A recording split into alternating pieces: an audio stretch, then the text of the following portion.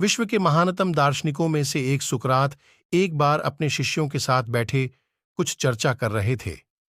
तभी वहां एक ज्योतिषी आ पहुंचा।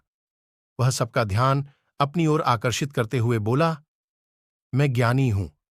मैं किसी का चेहरा देखकर उसका चरित्र बता सकता हूं। बताओ, तुम में से कौन मेरी इस विद्या को परखना चाहेगा? सभी शिष्य सुकरात की तरफ देखने लगे। सुकरात ने उस ज्योतिषी से अपने बारे में बताने के लिए कहा। अब वह ज्योतिषी उन्हें ध्यान से देखने लगा। सुकरात बहुत बड्ढे ज्ञानी तो थे, लेकिन देखने में बड्ढे सामान्य थे, बल्कि उन्हें कुरूप कहना कोई अतिशयोक्ति न होगी। ज्योतिषी उन्हें कुछ देर निहारने के बाद बोला, तुम्हारे चेहरे की बनावट बताती है कि तुम सत्ता के विरोधी हो। तुम्हारे अंदर द्रोह करने की भावना प्रबल है। तुम्हारी आंखों के बीच पड़ी सिकुड़न तुम्हारे अत्यंत क्रोधी होने का प्रमाण देती है।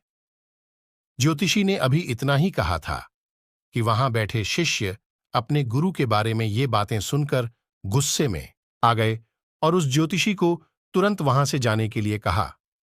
पर सुकरात ने उन्हें शांत करते हुए ज्योतिषी को अपनी बात पूर्ण करने के लिए कहा। ज्योतिषी बोला, तुम्हारे बेडौल सिर और माथे से पता चलता है कि तुम लालची हो, और तुम्हारी ठुड्डी की बनावट तुम्हारे सनकी होने की तरफ इशारा करती है।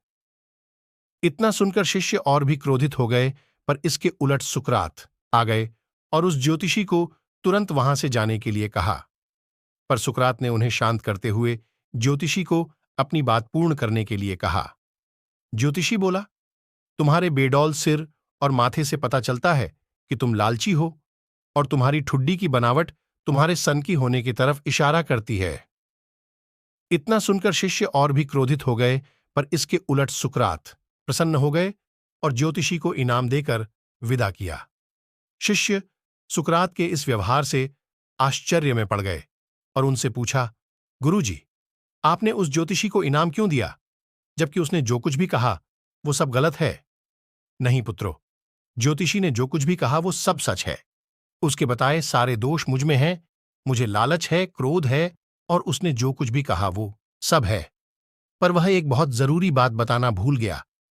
उसने सिर्फ बाहरी चीजें देखीं, पर मेरे अंदर के विवेक को नहीं आंक पाया, जिसके बल पर मैं इन सारी बुराइयों को अपने वश में किए रहता हूं। बस वह यहीं चूक गया।